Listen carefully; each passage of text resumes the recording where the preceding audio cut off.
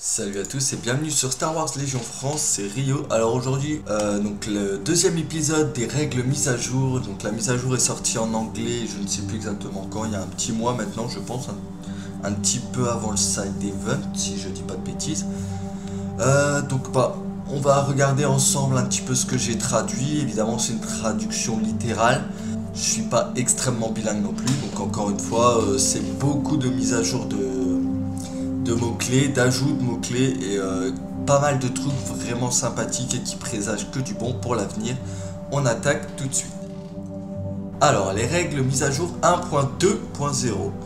Donc, un terrain impraticable est défini comme un terrain sur lequel vous ne pouvez pas vous déplacer via une action de mouvement standard, mais que vous pouvez souvent sauter, grimper ou escalader en fonction du terrain.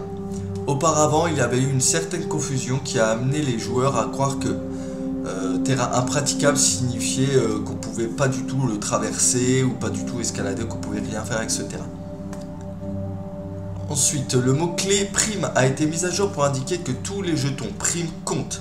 Il n'est pas obligatoirement celui que l'unité a déclaré lors du déploiement. Donc, ce qui signifie que si votre Boba Fett tue les adversaires Boba Fett qui ont déjà réclamé leur prime, vous obtenez leur jeton prime. Donc ça c'est très intéressant si vous avez si vous jouez contre un Boba Fett.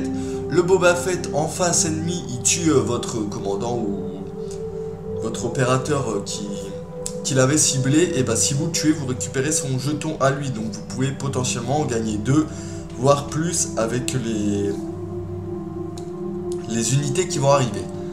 Donc elles ne sont pas spécifiques. À un moment donné, on aura d'autres unités avec le mot-clé prime, donc elles ne sont pas spécifiques à l'unité qui les a émises. Donc savoir que si votre Boba Fett, par exemple, on va dire, genre il y a un IG-88 qui sort ou quelque chose dans le style, votre Boba Fett il met une prime sur Luke, si c'est IG qui le tue, vous pouvez récupérer le jeton prime quand même. Et l'utilisation de Gardien X n'empêche pas le jeton prime si l'unité est tuée de cette manière. Donc ça j'ai du mal à voir ce que ça peut donner. Par exemple, je sais pas si Chewbacca est la Gardien X ou quelque chose comme ça, si vous avez votre prime ou par exemple on va dire, j'ai du mal à me faire une idée de ce que ça peut être, mais l'idée est là et je pense que ce sera clarifié par la suite. Ensuite, le mot-clé charge a été mis à jour pour déclencher des actions de déplacement et pas seulement des déplacements. De sorte que vous ne pouvez plus avoir de temps perdu pour Luke de lancer une attaque supplémentaire au tournant.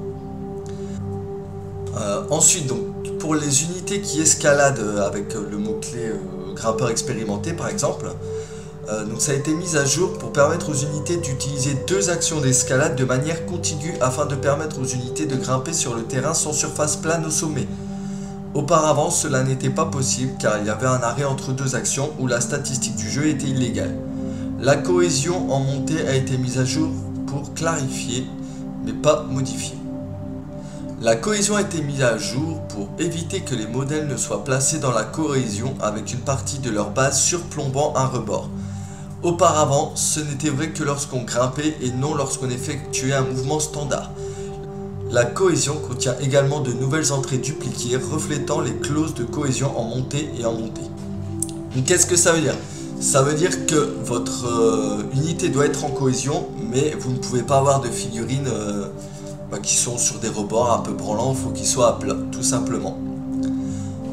Le mouvement obligatoire contient une nouvelle clause stipulant que si une unité voit sa vitesse maximale réduite tout en effectuant son mouvement obligatoire, elle compte toujours comme effectuant son mouvement maximum tant qu'elle a parcouru toute sa distance légale. Cela clarifie l'interaction entre les jetons d'immobilisation et le déplacement obligatoire, ainsi que les terrains difficiles et les autres effets de jeu possibles. Mais cela ne modifie pas les règles existantes. Alors qu'est-ce que ça veut dire? Ça veut dire que par exemple sur vos motos vous avez des pions immobilisation, vous en avez 2. Donc vous réduisez de 2 votre mouvement, donc votre mouvement obligatoire sera de 1 tout simplement. Et vous ne prenez pas de dégâts. Voilà. La couverture a été mise à jour pour indiquer que lorsque vous déterminez la couverture une fois que vous atteignez l'étape, tracez une ligne du centre à centre. La ligne est déterminée à l'aide d'une vue 2D de haut en bas. Cela empêche les terrains qui ne touchent pas le sol mais qui autrement fourniraient une couverture lourde de ne pas fournir de couverture. La couverture a également été mise à jour pour indiquer explicitement que les unités situées à une altitude plus élevée doivent être couvertes, sauf si le toit est incliné. Cela a toujours été vrai, mais cela a été clarifié. Donc ça, pareil, c'est très intéressant. J'ai du mal à voir un terrain qui touche pas le sol. J'ai du mal à voir ce que ça peut être, mais bon, pourquoi pas. Et les unités maintenant en altitude, donc si vous êtes en dessous, vous voyez les unités en l'air, vous gagnez obligatoirement une couverture. Elles sont couvertes, sauf si évidemment il n'y a pas de rambarde devant l'unité et que le toit est incliné. Déclarer le terrain a été ajouté. Bien qu'il n'y ait rien de nouveau dans la section concernant le terrain, la façon dont la couverture est déterminée est encore confuse. Cette section prend les informations au début du livre et les décompose en points de balles plus clairs. Donc ça paraît, donc à chaque début de partie vous devez voir avec votre adversaire pour dire quel type de décor fait quel type de couvert. Là à mon avis ça va être un peu plus détaillé dans le guide de référence qui sortira avec cette mise à jour. Ensuite le mot-clé Detonate a été expliqué que cela affectait les unités à portée, qu'elles soient engagées ou non en mêlée. Donc vous avez une mêlée avec un Luke Skywalker par exemple, vous activez un saboteur derrière, vous pouvez jeter une mine. Si vous vous en foutez de votre unité, bon bien que les mines ça peut être très efficace, comme ça va, vous balancez pas beaucoup de dés, mais ça, voilà, maintenant vous pouvez les balancer dans les combats en mêlée. Il a également été précisé que la détonation se produit après son déclenchement, mais avant tout autre déclencheur tel que la charge, le maintien, à l'exception du mode attente.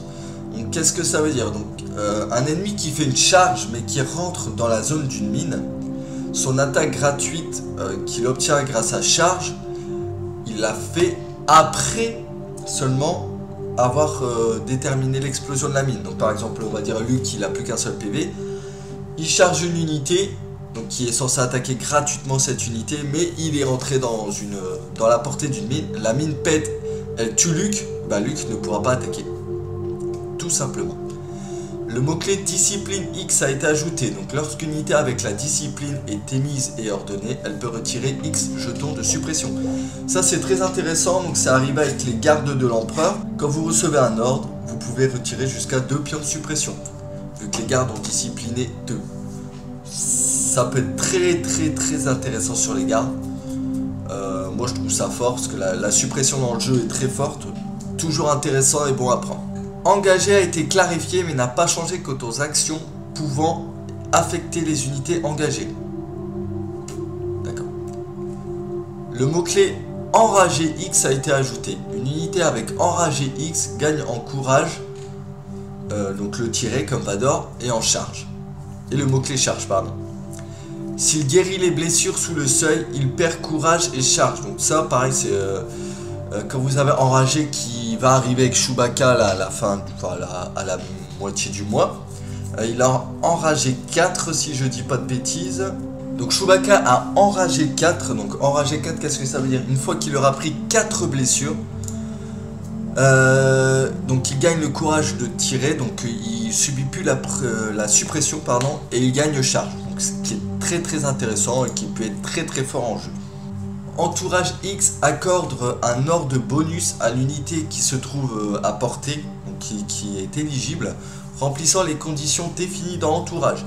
Cet ordre doit être envoyé à l'unité nommée, ce qui signifie que la méditation de combat ne fonctionne pas, mais déclenche sinon tous les effets normaux qui se produiraient comme si l'ordre venait d'une carte de commandement. Donc ça c'est très intéressant aussi, il y a plein de choses intéressantes sur cette mise à jour. Donc Entourage, c'est arrivé avec l'empereur Palpatine, donc je vais vous lire texto la carte. Entourage, les gardes royaux de l'empereur. Lorsque vous créez une armée, ignorez le rang de une unité de gardes royaux impériaux. Pendant la phase de commandement, vous pouvez donner un ordre à une unité de gardes royaux de l'empereur alliée à portée 1 et 2. Donc sachant que là c'est pour l'empereur seulement, donc les gardes royaux.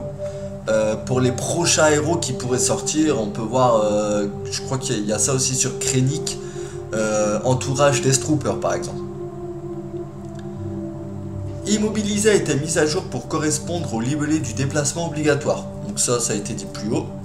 Indomptable a été ajouté. Une unité avec cela lance des dés de défense rouge au lieu de défense blanc lors du ralliement. Ça a été dit dans ma vidéo sur les Wookiees. Donc pour enlever la suppression, vous jetez des dés rouges au lieu des dés blancs. Donc ça, c'est très très intéressant aussi. Il a été clairement expliqué pour le ion que vous perdez tous les jetons ioniques après votre activation, même si vous avez plus de 2 jetons ioniques. Donc par exemple une unité avec 3 jetons ioniques, elle va rien faire à son activation, parce qu'elle pourra pas, elle perdra ses 2 actions, mais elle défaussera les 3 jetons. Il précise également que vous pouvez toujours effectuer des actions gratuites, même si vous perdez vos deux actions normales. C'est une clarification et non un changement. Ensuite, le mot-clé saut a été mis à jour pour préciser qu'il vous permet d'ignorer les terrains difficiles et de vous déplacer dans des véhicules d'une hauteur égale ou inférieure à votre valeur de saut.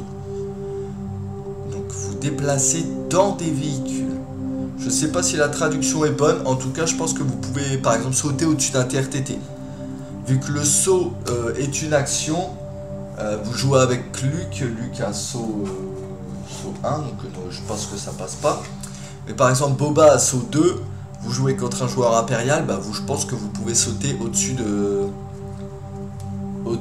du TRTT ennemi et vous pouvez continuer votre déplacement. Leader a été ajouté. Donc une figurine avec le mot-clé leader compte comme chef d'unité et suit toutes les règles habituelles pour être le chef de cette unité. Le chef d'unité normal n'est plus le chef. Alors ça va arriver avec les arpenteurs, rebelles et les Death Troopers, si je dis pas de bêtises, dans les petites cartes d'amélioration qui vont arriver avec. Vous aurez un chef sur cette carte. Donc évidemment il y aura un chef de base, mais là ce sera vraiment un leader particulier. Je pense qu'il y aura des choses particulières. Quitter le champ de bataille a été mis à jour. Vous ne pouvez pas quitter volontairement la bataille par vous-même ou par un adversaire. Cela empêche la poussée de force de retirer les unités ainsi que les unités quittant la table pour éviter les primes. Alors, personnellement, je suis jamais tombé sur des joueurs comme ça, mais c'est pas que ça nerf, mais grâce à pousser de la force, certains jouaient avec Vador, ils poussaient les unités hors de la table, ce qui les dévastait complètement. Bon, c'était un peu fort.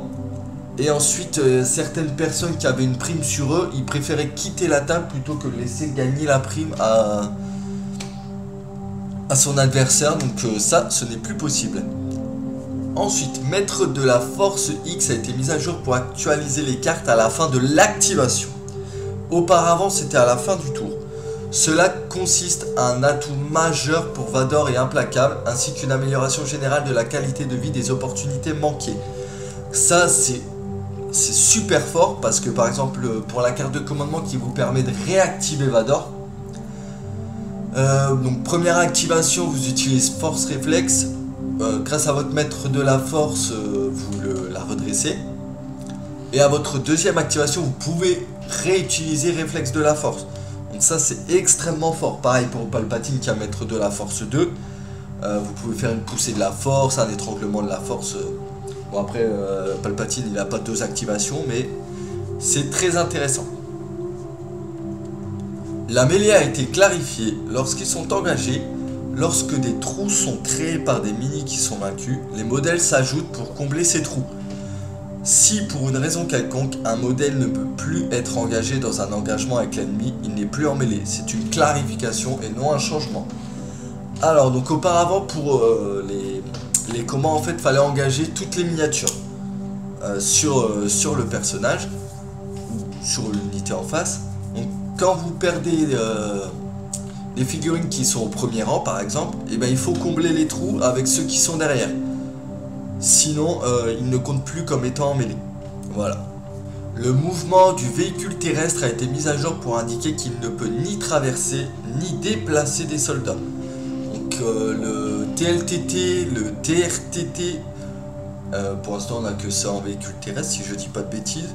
Vous devez contourner les unités de soldats tout simplement. Le mouvement du véhicule à répulseur, lui, a été mis à jour pour indiquer qu'il ne peut pas déplacer les troupes d'installation. Les troupes d'installation, c'est tout ce qui est e-web ou ce genre de choses, les tourelles surtout pour l'instant. Donc vous ne pouvez pas les déplacer, tout simplement. Le mot-clé non combattant a été ajouté.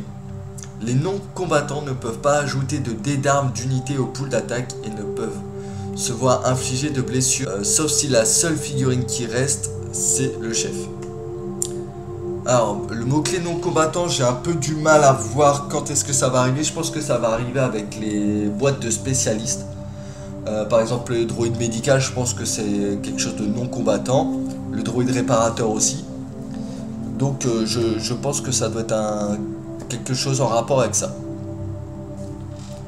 Les jetons objectifs ont été mis à jour pour indiquer que lorsque vous réclamez un jeton pour la première fois, celui-ci reste au même endroit jusqu'à ce que l'unité soit déplacée.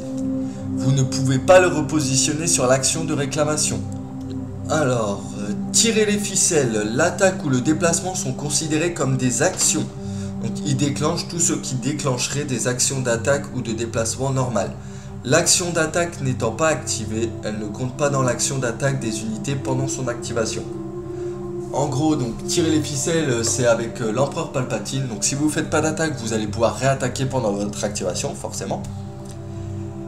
Mais par exemple, si vous offrez un mouvement gratuit à une unité qui est à portée, s'il passe dans un pion attente ou dans une mine ou quelque chose comme ça, et ben ils activent ça.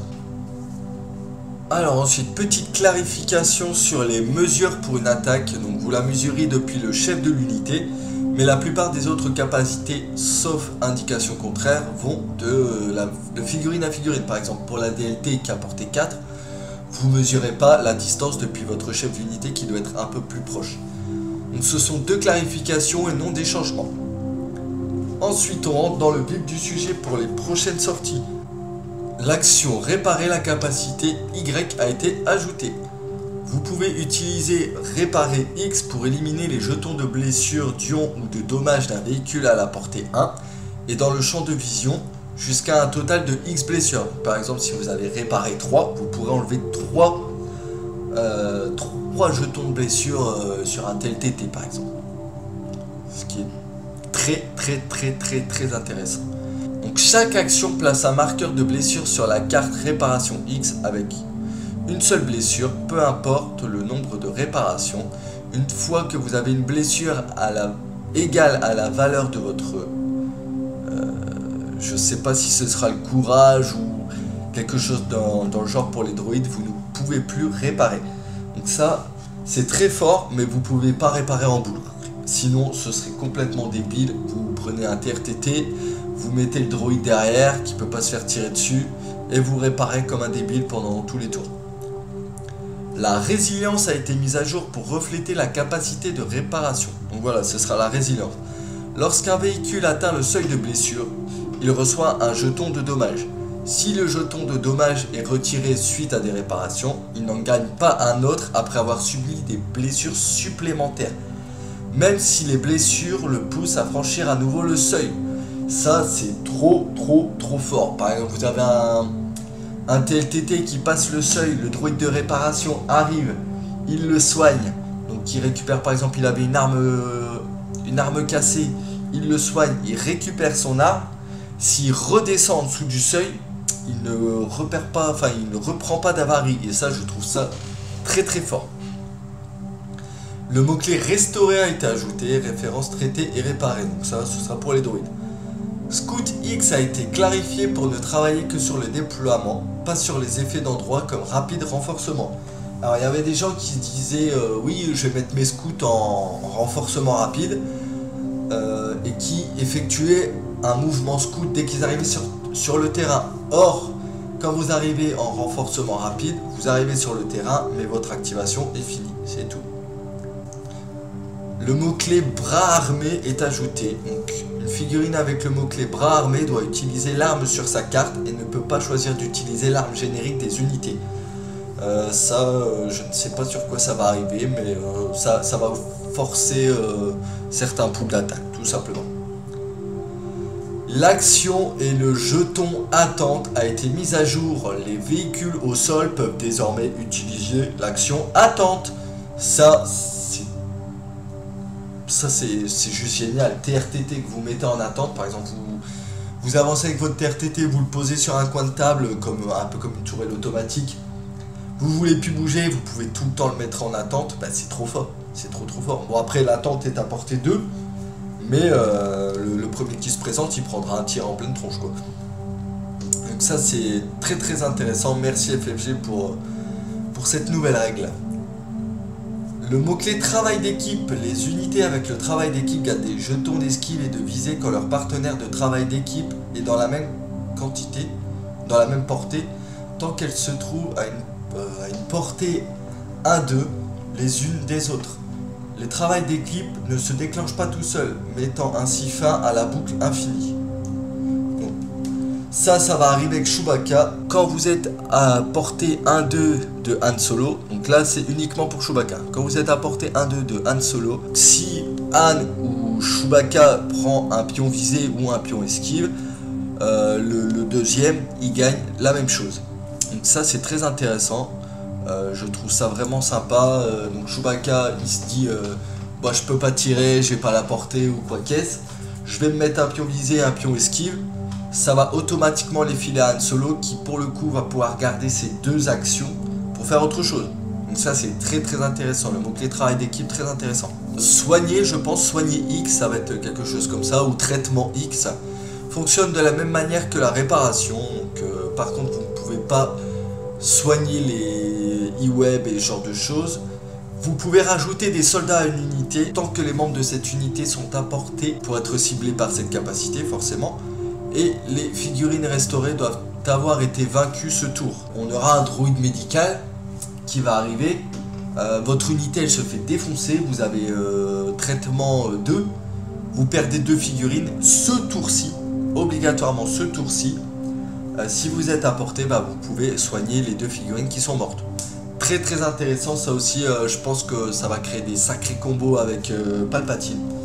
Palpatine et sa carte de commandement, je pense que ça va être vraiment très intéressant. Voilà pour l'action traitement soigné, je ne sais pas trop comment ça va s'appeler. Les véhicules mis à jour pour indiquer que les véhicules au sol peuvent maintenant effectuer l'action attente alors que les véhicules à répulsion ne le peuvent pas. C'est vraiment l'action attente, c'est vraiment pour les pions, pour les véhicules terrestres. Point faible a été mis à jour pour tenir compte des charges et des armes de zone. Donc point faible pour le moment on l'a que sur le TRTT. Ce qui veut dire que le TRTT se déplace, mais je sais pas par quel miracle, il se déplace à travers une mine. À la fin de son mouvement, la mine est dans son dos. Et ben ça va péter, mais avec le mot-clé point faible et non son mot-clé armure. Voilà. Donc, des règles pour le combat en équipe ont été ajoutées. Errata de la carte. Position clé. Cette carte de bataille devrait se lire comme suivant. Configuration. Placez un marqueur objectif sur le morceau de terrain le plus proche du centre du champ de bataille. Si plusieurs morceaux sont à égale distance du centre, le joueur bleu choisit. Donc ce sera toujours le joueur bleu qui choisit. Puis, en commençant par le joueur bleu, chaque joueur place un marqueur d'objectif sur le terrain. Chaque jeton doit être placé sur un terrain complètement au dehors de toute zone de déploiement et au-delà de la portée 1 de tout autre terrain comportant un jeton d'objectif. Incapables de placer un jeton conformément à ces règles, ils peuvent placer ce jeton sur un terrain ne possédant pas de jeton objectif et se trouvant en dehors de toute zone de déploiement. Si ce jeton ne peut toujours pas être placé, il n'est pas placé. À la fin du jeu, pour chaque élément de terrain avec un jeton objectif, le joueur qui a le plus de chefs d'unité au contact de base avec cette pièce de terrain gagne un jeton de victoire. Rien à ajouter là-dessus. Renforcement rapide. Cette carte de bataille devrait se lire comme suivant. En commençant par le joueur bleu, chaque joueur met dans sa réserve 1 à 2 unités de soldats amis non commandants et non opératives, marquant chaque unité d'un jeton de condition. Lorsqu'un joueur tire un jeton de commandement avec le rang qui correspond à une unité qui est en réserve, s'ils ne peuvent pas choisir une unité sur le champ de bataille avec un rang correspondant, ils doivent placer cette unité réservée sur le champ de bataille. au-delà de la portée 2 de toute unité ennemie si possible. Activé et son jeton d'ordre est placé face cachée. Donc, comme je disais tout à l'heure, pour le renforcement rapide, en fait c'est pas une activation. Par exemple vous avez comment expliquer ça, vous mettez des scouts en renforcement rapide. Ces scouts, vous en avez plusieurs, dont certains qui sont sur le champ de bataille.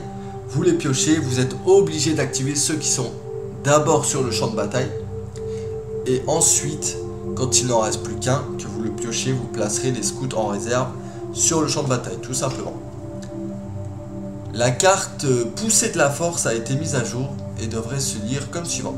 Côté obscur uniquement, action gratuite, choisissez une figurine soldat ennemi non commandant et non opérant à portée 1, il subit une blessure. Donc non opérant, je pense que vous ne pouvez plus détruire les armes spéciales, je pense. Voilà, c'est fini pour cette mise à jour 1.2.0. J'espère que vous apprécierez cette vidéo.